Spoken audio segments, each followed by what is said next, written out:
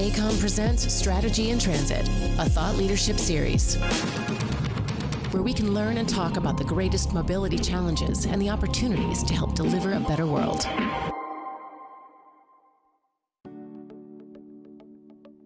I'm excited to be here today in Toronto with some fantastic leaders focused on the important topic of transportation decarbonization. So, as you look at the future of transportation in Toronto, where are you seeing and how are you helping improve the carbon footprint in the region? Felix, we'll start with you. I think having a good public transit system is the backbone of a low carbon society. And what we're seeing today is that the province of Ontario, through the Ministry of Transportation, is making significant investments into our public transit network. So in fact, through the ministry, we're actually leading the largest transit expansion program in North America. Over the next decade, we are investing over $70 billion in critical transit infrastructure projects, such as our GO Rail expansion program, which is going to transform our commuter rail network into a two-way, all-day rapid transit system. We're also investing multi-billion dollars into our subway system, and we're going to be seeing 4 new subway lines that are going to be built across the city. So I think what we're seeing is the significant transit investment is not only going to help reduce greenhouse gas emissions, but it's also going to make traveling across the city much easier and providing greater mobility options for all commuters. So I'll take the Ontario line as an example, which is our new subway line that's under construction that's going to go across downtown Toronto. That subway project alone is going to reduce 14,000 tons of GHG emissions per year, and that's equivalent of removing 28,000 cars every year off our roads. So we're talking about significant impacts from our carbon footprint perspective. So really excited to see these critical transit investments come into play. Yeah, it's incredible, like the actual investment by the province and the actual expansion and growth. I'm really looking forward to seeing what that looks like in the next decade. I mean, it's really a tremendous investment. So on that note, Stephanie, like you're thinking about Metrolinx, what would you comment about that? Yeah, I mean, absolutely. We have been very, very fortunate to have the great support from our shareholder and from MTO and the funding that we've received over the last number of years, and a very, very robust and supported go-forward plan. So with Go Expansion, as Felix said, we are absolutely looking to make better choices or give better choices to our communities to leave their car at home and to go by transit where they need to go. We're doing a huge amount of expansion across the entire network, looking to move from what was really a traditionally commuter-based transit facility and transit service to a service of choice. So all day, bi-directional, 15-minute frequencies, really a rapid transit backbone of the network, and we're already working on that. So every year we're creating incremental improvements and expansions and creating new services across the network to allow people to get on board with transit and use transit more and more in their daily lives, on weekends, for special purposes, and to get where they need to go anywhere. So as Felix said, it's a huge way of taking a lot of greenhouse gases out of our system. We're moving to as well to electrify our network overall, and that will reduce our reliance, of course, on diesel and our existing way of powering our locomotives. So moving huge strides in Go Expansion over the next decade or so to bring that to the greater Toronto and Golden Horseshoe. So it's sort of that where you have that mode shift by creating really, strong, robust, reliable transit. People can, the 15-minute service.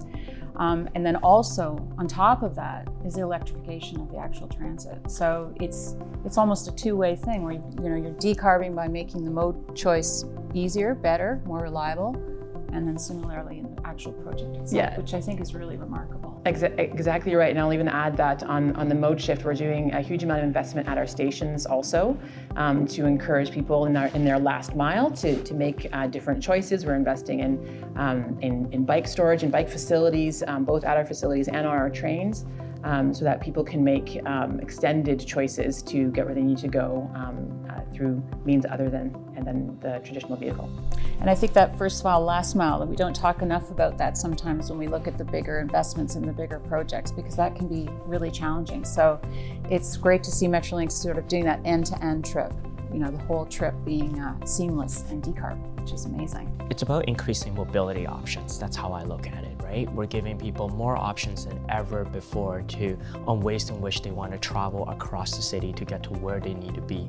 If we can make public transit an affordable and convenient option, people will shift to taking transit, right? So they would rather take transit than to be stuck on a congested highway. So I think, our investments and working collectively with Metrolinx has been focused on, making transit more affordable, more convenient, so that people have more options to do that modal shift. Yeah, absolutely. So turning to the airport, Todd, what are you seeing around decarb in the future and in our region? Well, I guess maybe just quickly play off of the transit piece. Historically, the mode share for public transit to Toronto Pearson is pretty low compared to airports globally. So it's down around about 10% or maybe just a little bit shy of that. So as the transit networks build out and more opportunities come in, there's certainly a great opportunity for GHG reductions with transit. Toronto Pearson, from a ground transportation perspective, does sit at the nexus of some of Canada's busiest highways. So we've got about 1 million cars that pass by daily.